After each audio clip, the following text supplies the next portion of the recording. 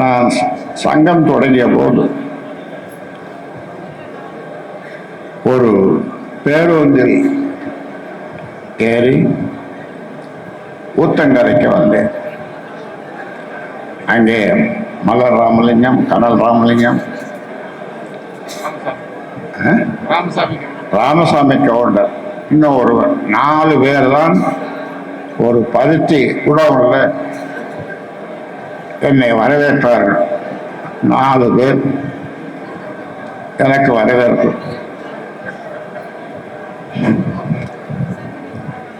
சங்கம் தொடங்கிய போது முதல்ல நான் பிறந்த விழுப்புரம் மாவட்டத்தில் அங்க போகல, இங்க போகணும்னு ஏனோ தோணுச்சு. இந்த மாவட்டத்துக்கு வந்தேன். 4 பேர் என்னை வரவேற்றார்கள். அந்த பஞ்சு கூட உள்ள என்னை உட்கார வச்சாங்க. அதன் பிறகு ஊராக போனேன். என் கால்படாத கிராமங்களே இந்த மாவட்டத்தில் இல்லை. ஒரு தரம் அல்ல, பல முறை சுற்றி சுற்றி சுழன்று மக்களை சந்தித்தேன். அவர்களோடு சேர்ந்து சாமசோறு சாப்பிட்டேன். கொள்ளு ரசம் சாப்பிட்டேன். சாமசோறு கொள்ளு ரசம். இது பெரியசாமி வந்திருக்காரு. ஆமா, பெரியசாமியுடைய அந்த கோழி குழம்பு. இப்படி இந்த மாவட்டத்து மக்களோடு இந்த நீங்கள் எப்படி எங்கு சென்றாலும் உலகத்தில் இந்த தருமபுரி மன்னனுடைய மண் வாசனை உங்களுக்கு தெரியுமோ, அது பொருள் இந்த மாவட்டத்தினுடைய மண் வாசனை என்னவென்று எனக்கு தெரியும். ஏனென்றால் அப்படி உங்களோடு நான் பழகியிருக்கிறேன். உங்களுடைய சுக நோக்கங்களிலே பங்கு கொண்டிருக்கிறேன். உங்களுக்காக போராடி இருக்கிறேன், பாதாடி இருக்கிறேன். ஒரு முறை அல்ல, பல முறை.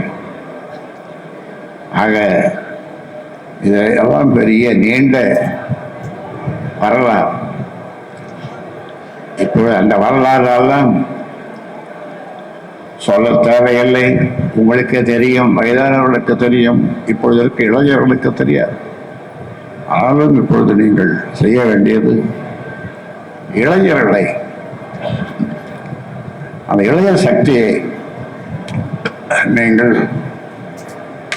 அடையாளம் கண்டு அவர்களுக்கு நம்முடைய கட்சியினுடைய கொள்கையை சொல்லி அவர்களை ஈர்க்க வேண்டும். என்ன சொல்ல போனால், அப்பொழுதெல்லாம் சொல்லுவார்கள், படுத்துக்கொண்டே ஜெயிச்சுட்டாருன்னு சொல்லுவாங்க. இங்கல்ல, வட மாவட்டம் பிற மாநிலங்களில் சொல்லுவாங்க, மற்ற மாநிலங்கள். அதே போன்று இங்கே படுத்துக்கொண்டே இந்த 5 தொகுதிகளிலும் நாம் வெற்றி பெற வேண்டும். அது உங்களால் முடியும். அவ்வளவு சக்தி நம்மிடம் இருக்கிறது. அந்த சக்தியை நீங்கள் அடையாளம் கண்டு, அதிலும் குறிப்பாக மகளிர் வாக்குகள் அதிகம், 51 விழுக்காடு மகளிர் வாக்குகள், ஆண்கள் வாக்குகள் 49 விழுக்காடு. அதனாலே இந்த தருமபுரி மாவட்டத்து மக்கள் மேலும் விழிப்போடு இருந்து 26 அந்த தேர்தலிலே நாம் மிகப்பெரிய வெற்றியை பிடித்து ஆட்சியை பிடிக்க வேண்டும். நம்முடைய ஆட்சி வர வேண்டும். நம்முடைய ஆட்சி வந்தால் நாம் மேலும் போய் 10.5 10.6 10.7ன்னு கேட்க வேண்டியது. நமக்கு வேண்டியதை நாம் எடுத்துக்கொண்டு எல்லா சமுதாய மக்களுக்கும், மிக மிக பின்தங்கிய எல்லா சமுதாயங்களுக்கும், எல்லா மக்களுக்கும் நாம் இடஒதுக்கீடு தருவோம். அதனால் அது எந்த சமயமாக இருந்தாலும், எந்த சமுதாயமாக இருந்தாலும், பின்தங்கிய அந்த மக்களுக்காக தொடர்ந்து பாடுபடுவது நம்முடைய கட்சி தான். அதனாலே தான் நான் பேர் வைக்கும்போது கூட பாட்டாளி மக்கள் கட்சி, பாட்டாளி மக்கள் கட்சி என்று அந்த பெயரை வைத்தேன். மற்ற கட்சிகளுடைய பெயரை நீங்கள் சொல்லி பாருங்கள். நான் ஒரு வயதான தாயை கூப்பிட்டு இந்த கட்சியுடைய பெயரையெல்லாம் சொல்லி, உனக்கு இது என்ன வழங்குதாமான்னு கேட்டேன்.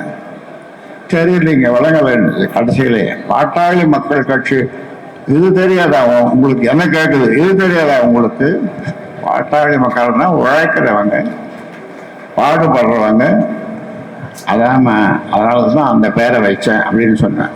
நல்ல பேரை வச்சுங்க, நல்ல பேர் அப்படின்னு. ஒரு வயதான தாய். ஆக பாட்டாளி மக்கள் கட்சி. அதே போன்று தொலைக்காட்சி வைக்கும்போது கூட,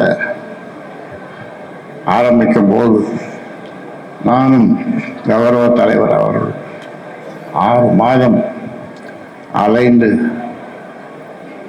அந்த மக்கள் தொலைக்காட்சி, அது மற்ற தொலைக்காட்சியெல்லாம் நான் எதுவும் சொல்ல விரும்பல. அது அவங்களுக்கு விரும்பிய பெயரை வச்சாங்க. ஆனால் நான் வைத்த பெயர் மக்கள் தொலைக்காட்சி, பாட்டாளி மக்கள் தொலைக்காட்சி. ஆக இப்படி பாட்டாளி மக்கள் கட்சிக்கு தமிழகத்திலே தனி சிறப்பு, பெருமை உண்டு. அந்த பெருமையை நீங்கள் மேலும் நிலைநாட்ட வேண்டும், கொண்டு செல்ல வேண்டும். அதற்கு நம்மிடம் ஆட்சி அதிகாரம் இருந்தால்தான் அதையெல்லாம் முழுமையாக நாம் செய்ய முடியும். எல்லா மக்களுக்கும் செய்ய வேண்டும். மிக முக்கியமானது கல்வி, விவசாயம். இப்பொழுதெல்லாம் நான் அடிக்கடி சொல்வது உண்டு, அந்த மும்மூர்த்திகள் சிவபெருமான், விஷ்ணு, பிரம்மா 3 பேரும் எதிரிலே தோன்றி, ராமதாஸ் உனக்கு என்ன வேணும் சொல்லப்பா கொடுக்குறேன் அப்படின்னு என்னை கேட்டா, எனக்கு ஒன்றும் வேணாங்க, ஒரு சொட்டு பெயர மழை அந்த தண்ணீர் கடலுக்கு போகக்கூடாது.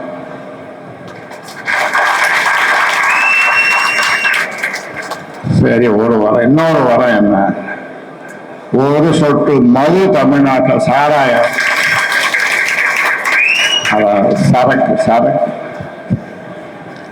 தமிழ்நாட்டில் இருக்கக்கூடாது.